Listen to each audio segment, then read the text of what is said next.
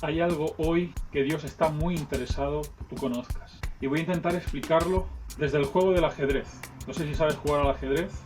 El ajedrez es un juego de mesa donde hay dos contrincantes. Uno lleva las piezas blancas, otro lleva las piezas negras. Y esto va por turnos. Entonces el de las piezas blancas mueve. Y según las reglas, ahora le toca el turno al de las piezas negras, que mueve. Ahora le toca el turno al otro, que mueve. Ahora le toca el turno al otro. Esas son las reglas. Yo no puedo hacer así y tirar dos veces, porque por turno yo solo puedo tirar una vez. Y eso es así también en la vida real. En la vida real Dios movió su pieza y creó al hombre y a la mujer. El hombre y la mujer pecaron. Era el turno de Dios. Y Dios lo que hizo fue enviar a su Hijo Jesús para salvarnos de nuestros pecados. ¿De quién es el turno ahora? El turno ahora es el tuyo. Te toca a ti. Aunque Dios quisiera salvarte y tirar dos veces, aunque Él lo está deseando, pero hay unas normas. Y Él no va a salvarte si tú no mueves. Por eso decimos que es tu turno. Dios creó al ser humano, el ser humano pecó, Dios envió a Jesucristo y ahora es tu turno. ¿Y qué tienes que hacer? Dice la Biblia en Hechos 17:30 que Dios manda a todo hombre en todo lugar que se arrepienta. Cuando muevas, Dios moverá. Cuando tú te arrepientas, Dios te salvará.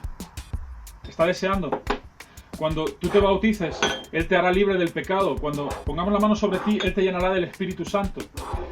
Pero es tu turno. ¿Alguna vez has pensado que Dios no está cerca de ti, que no existe porque no viene, porque no se mueve, porque no te hace caso? Yo te puedo asegurar que Dios te oye siempre. Pero es tu turno, no es el turno de Dios. Es tu turno. Y ahora quiero explicarte cómo funcionan las reglas para que tú sepas cómo mover según la Biblia. Dice la Biblia que Dios creó al hombre y lo creó sin pecado, abierto a Dios, con una intimidad con Dios. Dice la Biblia que el hombre y Dios caminaban juntos por el Edén. Había una intimidad perfecta, no había pecado, no había enfermedad, no había guerra, no había dolor, no había tristeza. Pero Dios creó al hombre con la voluntad de escoger amar a Dios o no amarle, obedecer a Dios o no obedecerle. ¿Por qué Dios hizo eso? Porque Dios quería tener una relación de amor con el hombre. Y para que exista amor no puede haber coacción, tiene que haber libertad. Si yo le pongo una pistola a mi mujer en la cabeza cuando nos casamos y le digo, ¿tú me quieres? Y ella me dice, sí, te querré siempre. Yo no puedo estar seguro si ella realmente me quiere, porque está coaccionada, su libertad no está al 100%. Para que realmente haya amor, mi esposa tiene que amarme libremente. Por eso Dios creó al hombre libre, el libre albedrío que conocemos. Creó un montón de árboles en el Edén y creó dos especialmente, que este es el árbol, representa el árbol del bien, del conocimiento del bien y del mal, y también creó el árbol de la vida. Y le dijo, de todos podéis comer, pero no comeréis del árbol del conocimiento del bien y del mal, porque en cuanto comáis, moriréis. ¿Y qué hizo el hombre y la mujer? Fueron y comieron de aquel árbol prohibido y pecaron. Y con el pecado entró la muerte. Y con la muerte el dolor, la guerra. Empezaron a matarse unos a otros. ¿Por qué? Porque habían desobedecido a Dios. Por eso en este mundo hay guerra, hay hambre, hay tantas injusticias. Hay gente que cree que Dios no existe porque existe todo eso, pero es al revés. La Biblia dice que irá peor, que todo esto existe porque somos pecadores. El pecado es el problema. O sea que Dios creó al hombre y la mujer y el hombre peca, el ser humano desobedeció. Dios lo echa del huerto del Edén para que no vaya y coma del árbol de la vida y viva para siempre. Pero viva para siempre con el problema del pecado y esa separación del Dios Santo que produce el pecado. La relación íntima se acaba. Ya el hombre no está más abierto a Dios. El hombre ahora está cerrado. El mundo cae, se vuelve injusto con enfermedad, guerra, depresión, muerte, todo lo que conocemos. El problema no es Dios, el problema es el pecado. Dios es justo y podría permitir que estuviéramos eternamente separados de Él en el infierno, sin perder un ápice de su justicia. El problema es que no nos damos cuenta de lo importante que es y de lo horroroso que es nuestro pecado. ¿Por qué? Porque Nos comparamos con otro. Me comparo con el vecino, con mi hermano, con mi padre y más o menos todos estamos cortados por el mismo patrón. Somos pecadores y pensamos, bueno, tampoco es tan grave el pecado que yo tengo. Sin embargo, nos tenemos que comparar con Dios. Cuando nos comparamos con Dios realmente es cuando nos damos cuenta de cuán pecadores y sucios estamos. Dice la Biblia, no mentirás. Y a veces pensamos, bueno, una mentira, total, ¿qué puede hacer eso? Tampoco tendrá consecuencias eternas, pero fíjate, no es lo que tú dices, lo que mientes, sino contra quién lo haces. La Biblia dice que pecamos contra Dios. Fíjate, yo tengo una niña de 3 años, si yo le digo una mentira a mi niña, ¿qué me puede pasar? Poca cosa. Si esa misma mentira se la digo a mi jefe, ¿qué me puede pasar? Que me quede sin trabajo. Pero si esa mentira se la digo a mi mujer, ¿qué me puede pasar? Puedo tener problemas, incluso el divorcio. Pero ¿y si esa mentira se la digo a un juez en medio de un juicio? Uy, puedo llegar hasta ir a la cárcel. Fijaos que la misma mentira que le dije a mi niña es la misma mentira que le digo al juez.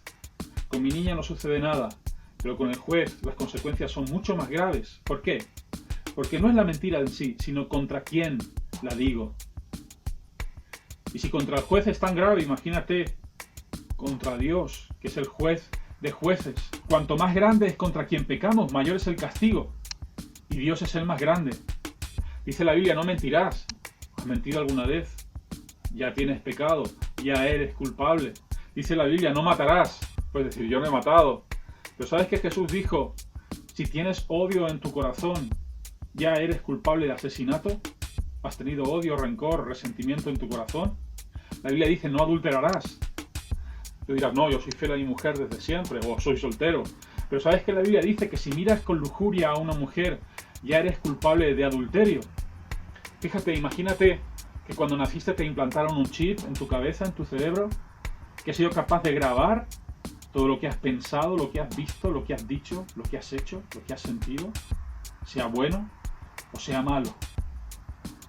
Y hoy yo consigo conectarme a tu chip por Bluetooth o Wi-Fi y descargarme todos esos vídeos y hago un resumen de 5 minutos de lo peor que has hecho en tu vida y lo cuelgo en tu perfil de Facebook. Al verlo, ¿qué sentirías? ¿O qué sentiría yo? ¿O qué sentiría cualquiera? Vergüenza. Porque yo puedo saber que me has hecho muchas cosas buenas, que has ayudado a la gente. Pero sabes que en un juicio no se te juzga por las cosas buenas, sino por las cosas malas. Y si ese vídeo te avergonzaría delante de tus amigos, de tu familia, que son pecadores como tú, imagínate cuánto te avergonzaría delante de un Dios santo, un Dios puro, que nunca ha hecho eso. Vergüenza, ¿verdad? Si nos da esa vergüenza. Mira, Dios no es malo por echarnos al infierno, por permitirlo. Dios es justo. Él no es el problema. El problema es nuestro pecado. Pero Dios, un Dios justo, pero también amoroso, un Dios que nos ama, quiso mover y solucionar ese problema. ¿Y qué hizo? Envió a su Hijo Jesús a morir por nosotros. Y Jesús, Él nunca pecó. Él es Dios. A los 30 años Él fue bautizado. Él tenía total intimidad, estaba totalmente abierto a Dios. Él se bautizó a los 30 años y dice la Biblia que fue lleno del Espíritu Santo. Y Él se dedicó a andar entre nosotros, la humanidad, sanando la enfermedad, librando de ataduras, alimentando, consolando, amando, predicando. Él murió en una cruz, pero murió por tu pecado y por el mío, no por el suyo. Él no era pecador.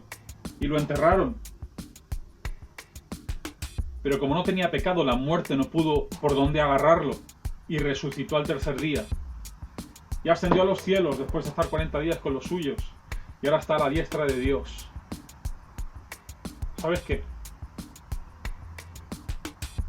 Él oró al Padre estando aún aquí y le dijo al Padre, igual que tú me has enviado a la tierra, yo envío a mis discípulos. Igual que tú me enviaste, yo los envío. Juan 17, 18. ¿Y ahora qué? Jesús vino, Dios movió su ficha y ahora es tu turno. Ahora te toca a ti. Ahora te toca a ti mover. Dios está esperando, está deseoso de que muevas. ¿Y qué tienes que hacer para mover? ¿Sabes que Pedro, el apóstol Pedro, se levantó delante de un montón de gente y les dijo, después de que Jesucristo hubiera resucitado, el día de Pentecostés les dijo a los judíos, vosotros habéis matado a Jesús y él era el Hijo de Dios, el Mesías que estabais esperando por tanto tiempo, os lo habéis cargado. Y aquella gente se sintió compungida de corazón, con remordimientos, y le dijo a Pedro, ¿y ahora qué vamos a hacer para ser discípulos de Cristo? ¿Ahora qué vamos a hacer para enmendar el problema, para solucionar la cosa? Y Pedro les dijo, arrepentíos y bautícese cada uno de vosotros en el nombre de Jesús para perdón de vuestros pecados y recibiréis el don del Espíritu Santo. Fíjate, te toca mover. ¿Qué tienes que hacer? Arrepentirte, bautizarte en inmersión, en agua, como dice la Biblia, y recibirás el don del Espíritu Santo. Jesús quiere que seamos discípulos de Él, y lo primero que tenemos que hacer es creer en Él. Sin fe es imposible agradar a Dios. Pero creer, la fe, significa obediencia, y cuando realmente creemos en Jesús, estaremos deseosos de hacer su voluntad. ¿Y cuál es su voluntad?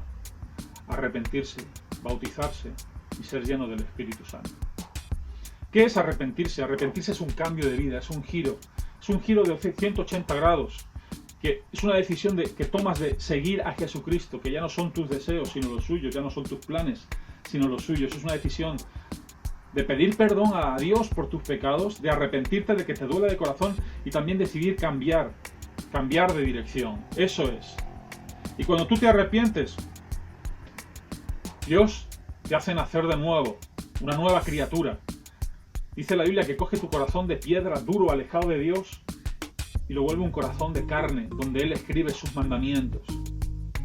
El problema es que hay vida dentro, pero tienes el viejo hombre, el viejo yo, que es pecador, que está caído. ¿Qué pasa con un cuerpo muerto?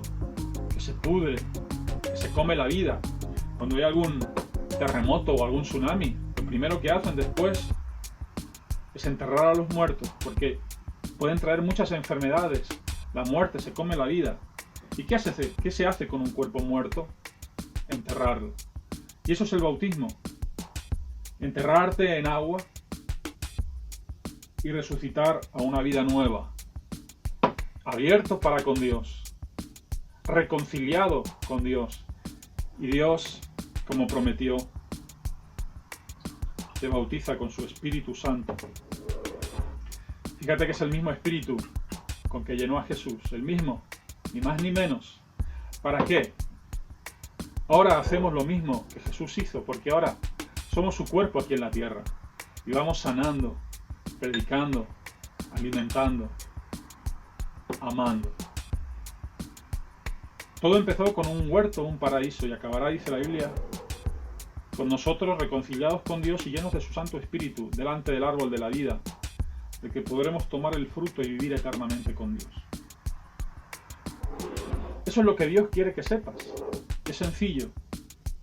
Y Él está esperando, porque es tu turno. Adelante.